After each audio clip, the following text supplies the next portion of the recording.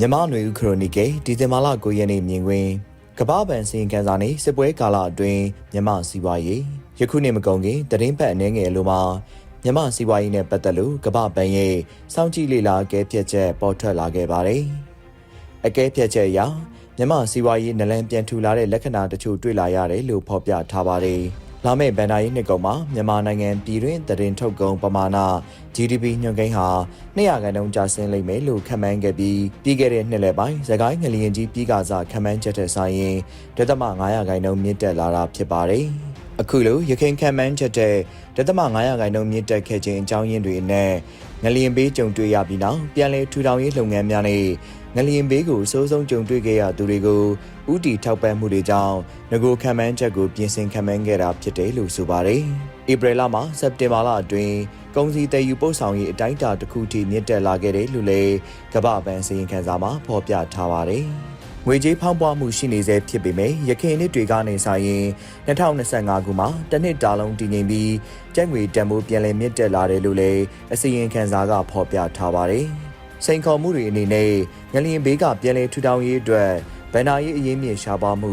စစ်ပွဲတွေကြောင့်လုံခြုံရေးအားနည်းမှုနဲ့လျှက်စစ်ဓာတ်အားမလုံလောက်မှုတွေဖြစ်တယ်လို့လည်းဖော်ပြထားပါတယ်။ကမ္ဘာ့ဘဏ်ရဲ့6လတာစောင့်ကြည့်ကဲဖြတ်စီရင်ခံစာပါချက်လက်တွေနဲ့ပတ်သက်လို့စစ်ကော်မရှင်ဘက်ကသဘောတူမဲ့လက္ခဏာမတွေ့ရသလိုအချို့သောနိုင်ငံတကာစီးပွားရေးပညာရှင်တွေကလည်းအစီရင်ခံစာဟ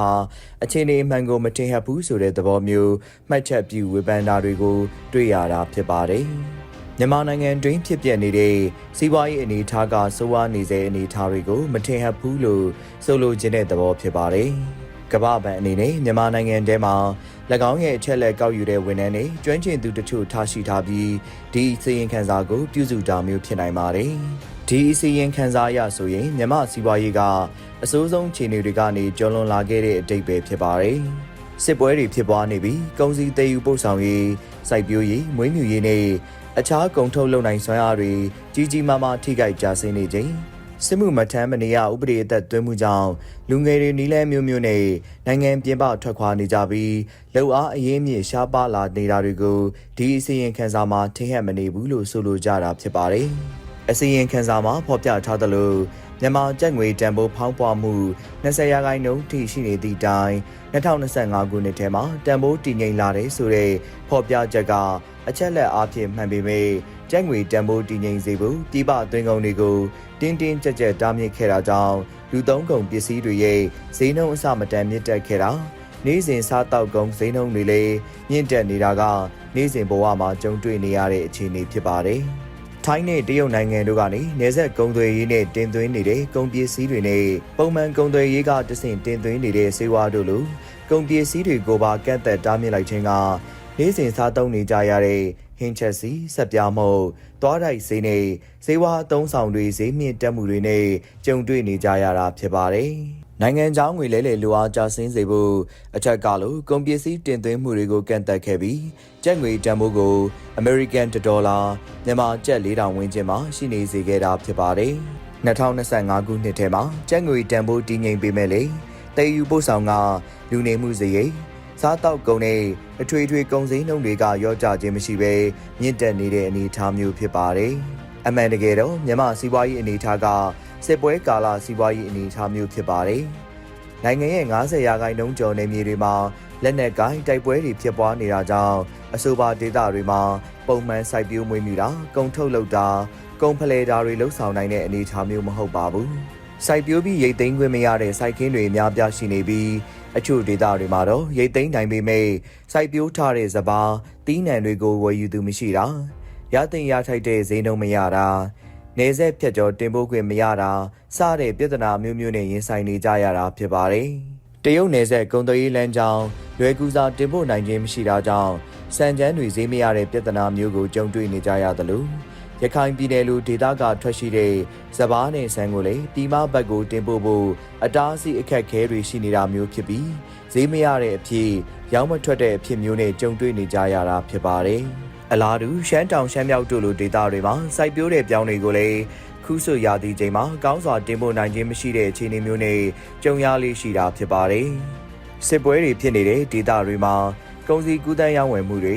ခီးသွွာလာမှုတွေကအတားအဆီးမျိုးမျိုး မတန်တဆအခွန်ကောက်ပေးရတာမျိုးတိုက်ပွဲအတွင်းထိခိုက်ပျက်စီးဆုံးရှုံးနိုင်ခြေစတဲ့အကြောင်းချက်တွေကကုန်ထုတ်လုပ်မှုနဲ့ရောင်းချမှုတွေကိုကြီးကြီးမားမားတက်ရောက်မှုရှိနေကြတာဖြစ်ပါတယ်။အခုလိုစစ်ပွဲကာလ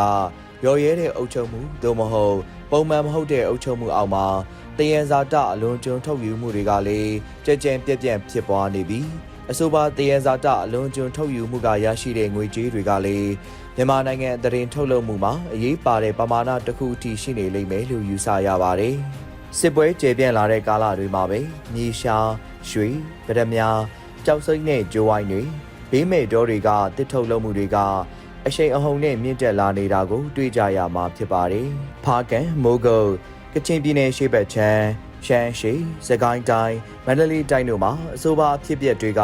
ကျေပြန့်စွာဖြစ်ပွားနေတာဖြစ်ပါတယ်။ဒီလိုတယံဇာတလွန်ကျွံထုတ်ယူမှုတွေကနေရရှိတဲ့အခွန်အခအများစုကလုပ်ပိုင်ခွင့်ရှိသူအာဏာရှိသူတွေရဲ့တူးချင်းအကျိုးစီးပွားလက်နက်ကိုင်ဖွဲ့တွေရဲ့အကျိုးစီးပွားနဲ့ပြည်တွင်းစစ်ပွဲပုံမှုအရှိန်ဟုန်တောက်လောင်မှုလောင်စာတွေအဖြစ်ရောက်ရှိကုန်ကြပြီး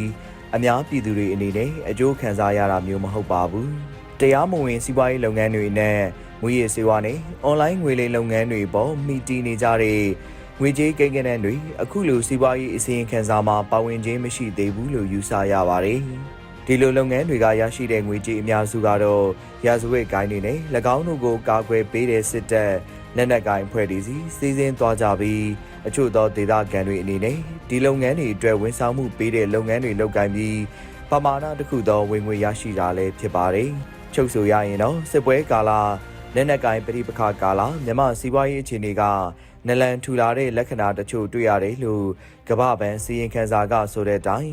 တာမန်လူထုအဖို့မှာတော့ကြီးမားတဲ့လူနေမှုစရိတ်တရားဝင်တရားမဝင်တဲ့အထွေထွေသောအခွန်အကောက်တွေကလေပင်ထိရောက်လူနီးပါးနဲ့ရှင်သန်မှုစ조사နေကြရတဲ့အနေအထားလေးဖြစ်ပါတယ်ခင်ဗျာ။